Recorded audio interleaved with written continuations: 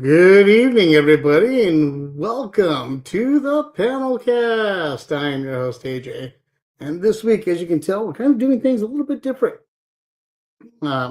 Sorry about the beginning, but I am here and I am rolling solo.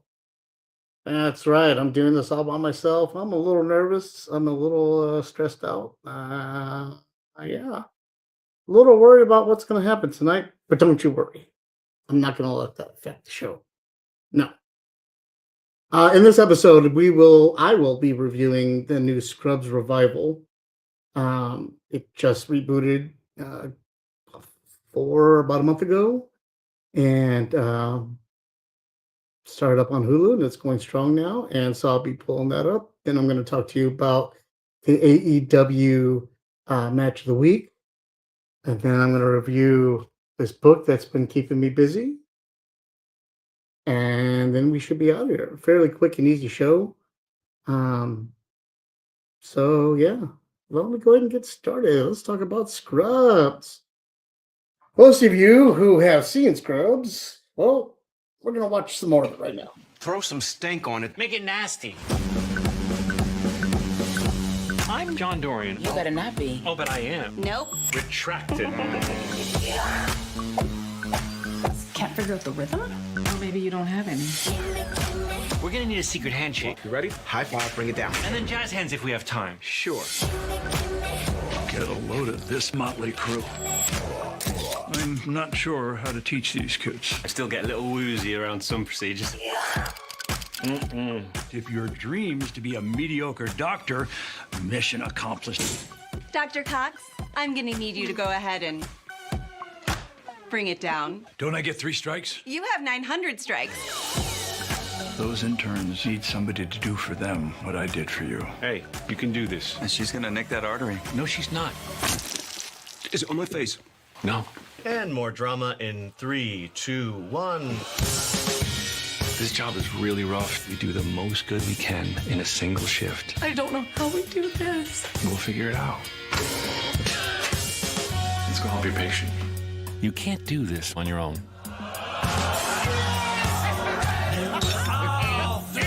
Every doctor wants their hero moment. But most of our hero moments are different than in the movie. I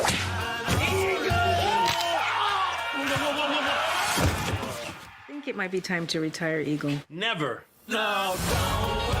We were all a part of this victory. Now get those nachos out of the premium warmer. Every chip is covered in cheese. It's not by accident, people. Feels like there's more applause for the nachos than my speech. Nachos!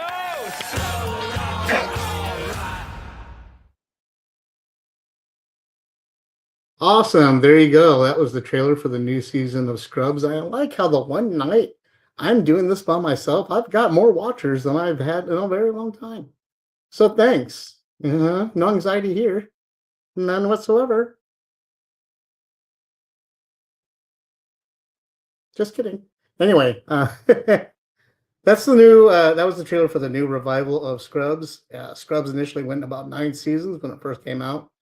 I fell in love with it immediately and kind of stuck to the character of JD and was able to relate to a lot of his mannerisms and his jokes and his playfulisms, and all the way he thought about things, the way he did things.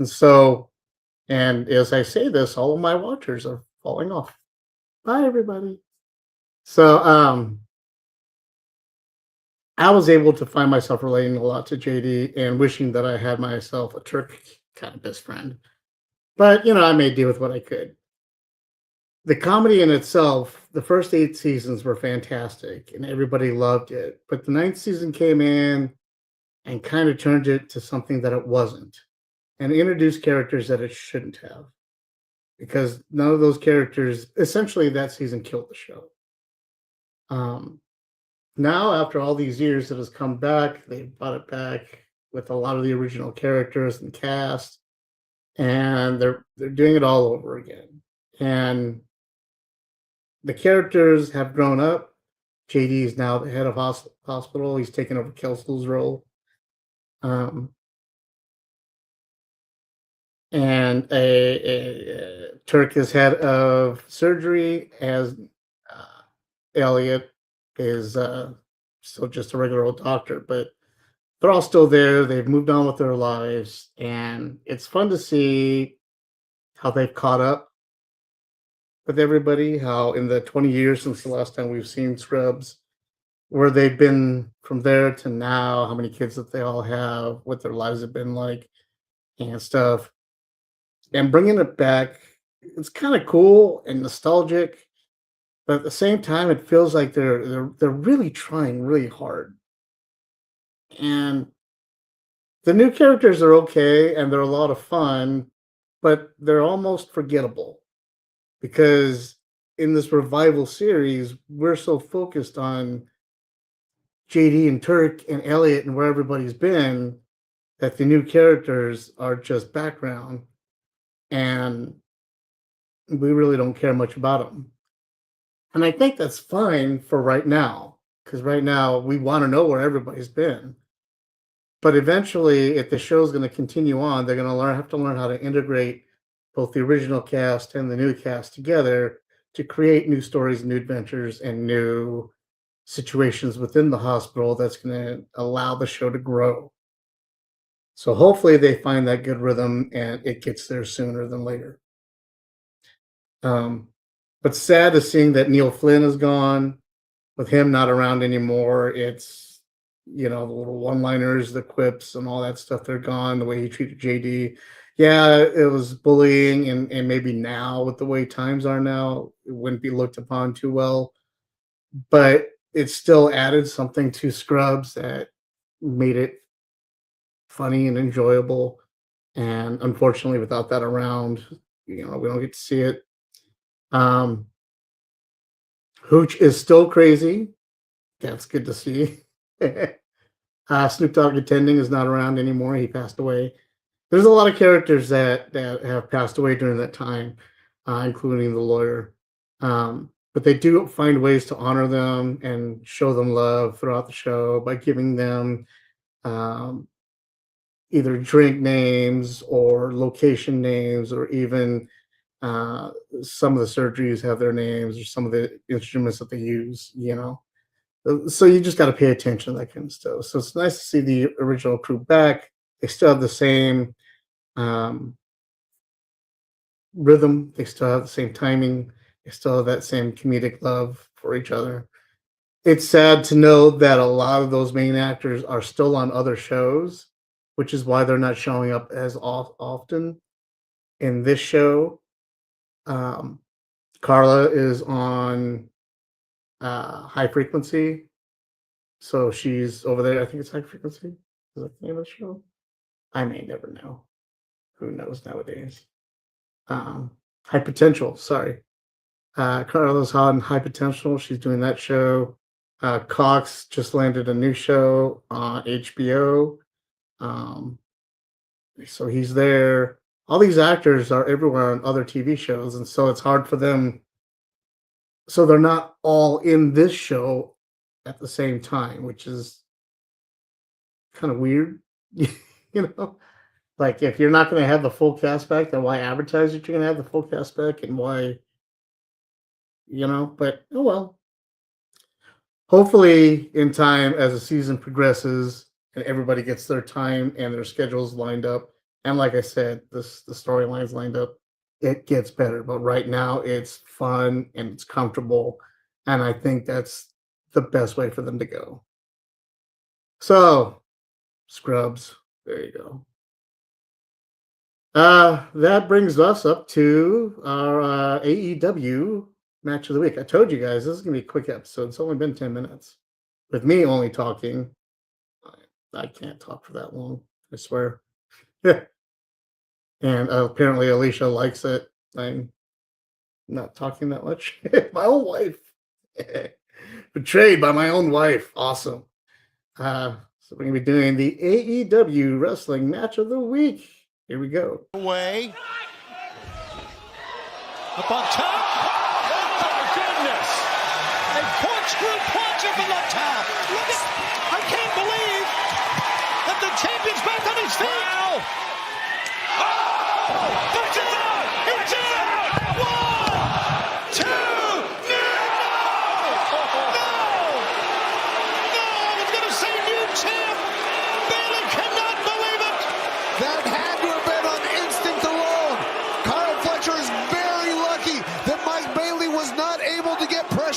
shoulders. Lights are on, no one's home. Oh, for Fletcher as Bailey. Here he goes. Across the finish line. And the knees landed right on that left arm, too. Hanging by a thread. It's Bailey. The ultimate weapon connected. Bailey spins. Fletcher's got it. Oh. 1, 2, no! The Michinoku driver didn't work. Bailey's still alive. San Jose on their feet. What a freaking battle we're watching. How much do they have? Could it be? Ultimate weapon going home. Package. 1, 2, no. 2 7/8. Fletcher is going for the brainbuster. It's Bailey. Waist lock, standing switch. It's Fletcher now. Breaking the wrist. Bailey. Straight jacket. Into the roll up. Laser trap. What happened? What happened? The belt knocked out Bailey. Chair drop brainbuster.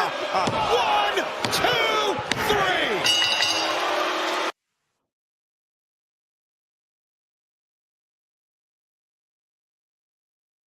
And there you have it. That was our AEW match of the week. I had a lot of options when I was going through this. This was Speedball Mike Bailey versus Kyle Fletcher. It showed up on this week's Dynamite episode of Dynamite. It was a great match. There were a lot of highlights that came out of that match. I wish I could show them all, but I can't. Otherwise, I'll just giving the match away. But this was a fantastic match. I had a lot of choices this week. This week we had Persephone versus Megan Bain for the CMLL championship. We had the $200,000 four-way tag team championship match, which was also great. And then we had this match. There's just a lot of matches that were there to choose from this week, and it was hard to pick which one I wanted to highlight. And that's a great problem to have, man. You know, when wrestling is so good that you just can't decide which match to pick. But I chose this one because I figured, well, we've been doing a lot of tag matches recently, so let's highlight the single guys for a little bit. And so I wanted to highlight this one. Kyle Fletcher is not really one of my favorite wrestlers. I'm not really a big fan of his. He's one of those guys that does time-killing moves, and I'm not a fan of time-killing moves. You know, where that's when the wrestlers get into a hold move, and it just seems to slow down the match and drag the match. And that's what it's meant to do. It's supposed to be a time killer, and it's supposed to give them time to catch up and figure out what the next moves are, what they're going to do next, what have you. I don't like it because it makes the match just drag and get slow, and I think that it's just that. It's just a time killer, and I don't want to watch a match that has time killing in it. I want to watch a match that goes bell to bell, ring to ring, you know, like I want to see wrestling. And so whenever I come across those matches, like Kyle Fletcher is one of those wrestlers who likes to do time killing matches. And so I don't watch a lot of his matches because he does the explosive matches. He time kills, and then at the end, boom, boom, boom, boom, boom, super fast moves, and then he goes. And that's kind of like Darby Allin's style as well, where Darby Allin will just lay around the ring, acting injured the whole ring, the whole match, and then come up with a big move, take a big hit, and then still lay around for a little bit, and then boom, do another big move, take another big hit, and then lay around. It's kind of boring for me, you know. If it was one big hit after another, that's cool. But if it's not, if you have all this time dragging in between the match and the big spots, then you're just, I don't like it. That's not for me anyway. Richard used to like those kind of matches, and that's cool. That's where he and I would debate. He's like, well, that's part of the theater. That's how you tell the story. And I'm like, I understand. That's it. But I like bell-to-bell matches better. I like the catch wrestling better than, you know, that kind of wrestling. So Speedball Mike Bailey, that match was a bell-to-bell match. And it brought that out of Kyle Fletcher. When it brings it out of Kyle Fletcher, I think that's when he steps up and he brings his best to the match. And so this match had a lightweight and a heavyweight going against each other, and it showed exactly the best of both worlds and highlighted it. So if you have a chance, I recommend it. You go check it out right now. It's on YouTube. Which brings me up to my next review.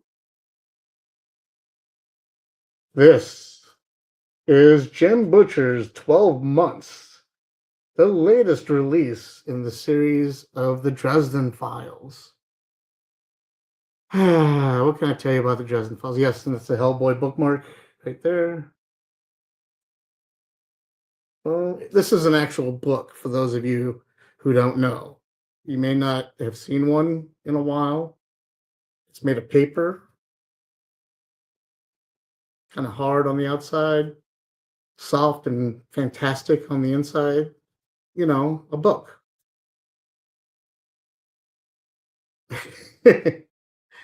I'm currently on chapter 41 of this book. I love it. My wife and I love the series. We cannot put it down. Jim Butcher saved my marriage because he makes it so that I can buy a book for a wedding anniversary present or a birthday present or a Christmas present and get away with it. And that's all I don't have to buy any fancy jewelry. We don't have to go anywhere exciting, no trips, no far off places. I'll just buy my wife a book, a Jim Butcher book for the anniversary. And guess what? My wife loves them. And she will spend that day and read the entire book, envelop them, and absorb them, and be good to go. And I just bought another year of marriage in my relationship with my wife. So thank you, Jim Butcher. You're awesome. And the fact that he also happens to be an awesome storyteller helps out a lot too. This book, if you're following the series, Harry Dresden is a street magician who advertises in the Yellow Pages in Chicago. And throughout the years, I believe this is like the 20th book or something. I can't tell anymore. He's got so many books out in the series. But like here's the bibliography of his series. So at this point, like the first book started off you getting to know him and his street wizarding kind of ways and things that he's into, and but in minor ways. At this point in time in the story, it has reached epic proportions of where not only has it like gone past the knowledge of your muggles per se, your normal people. This is a world that still operates on where magic is a secret. By this time in the series, that secret is out. And the word is out, and Chicago is in ruins. And Harry Dresden is at the center of it all, and he's got to figure out how to make it better. And so 12 months is the 12 months in the aftermath of the last book, which was called Battlefield, which is where all the shit went down in Chicago. Just the big battle, just an epic battle. I mean, it was fantastic. I loved it. It was just one of the best ones I've read in a long time. No, not Lord of the Rings, Battle of Five Armies epic, but it was still pretty epic. And so this is the fallout, the 12 months afterwards. And so it's a really good book, and we're dealing with all that stuff, and there's a lot happening, and I wish I could tell you more, but I can't because I'm only 41 chapters into it. I'm trying to finish it. Fallout sucked me away from it, and now I'm getting back into it. So hopefully, I'm hoping that by the live draw, I'll be done with the book and I'll be able to give you a full review of it. So far, I'm loving every second of it. Every word. Jim Butcher is killing it. Yeah. If you haven't started or don't know anything about the Dresden Files, pick up the first book. I promise you, you'll be hooked, just like me and my wife. And then you'll be buying his kids' books. You'll be buying all of his other side stories. You'll be part of the whole world. Jim Butcher's fantastic writing. Yeah. Anyway, gentle reminder. I spoke about the live draw earlier. Get rid of this. And that. There you go. Reminder that the Spring Horror Live Draw is coming up Saturday, March 21st, 2026 from 1 to 4 p.m. You just tune in here on YouTube or Facebook or Twitch or wherever you're streaming this from. Whatever social media platform you stream from, we are streaming there. So come and check us out. We'll be doing this from 1 to 4. You'll see some great artists drawing some really fantastic stuff. Spring Horror doesn't exactly bring a lot of imagery to mind, but you have to understand that spring horror covers a lot. I mean, we go camping in the spring, right? What horror story revolves around camping? Hello. And we got Easter, we got St. Patrick's Day, we got all kinds of stuff that we're going to be tapping. The well of tappage shall be tapped. I just made up a new saying. That's right, the well of tappage. Right here, people, Forbidden Panel. Don't you forget. See what happens when I'm by myself. Anyway, I know you got something way better to do on Thursdays than to tune in and see me babbling and see us going up. So I want to thank you guys for tuning in and appreciate all the time you give us. I am live in chat whenever we're doing here, whenever we're broadcasting. So if you ever have any questions, comments or concerns, you have anything you want to add to our reviews, questions about the movie or TV show or anything that we're reviewing, you can just pop on chat, ask away, and we'll answer them live on air if we can, or at least address it. And we promise not to make too much fun of you to your face. Yeah. So thanks everybody for tuning in, and I will catch you guys on the next episode next week. Next Thursday, we'll be here, and we're going to be reviewing War Machine. Yeah, see how we felt about that one. All right, guys, we'll see you next week. Bye.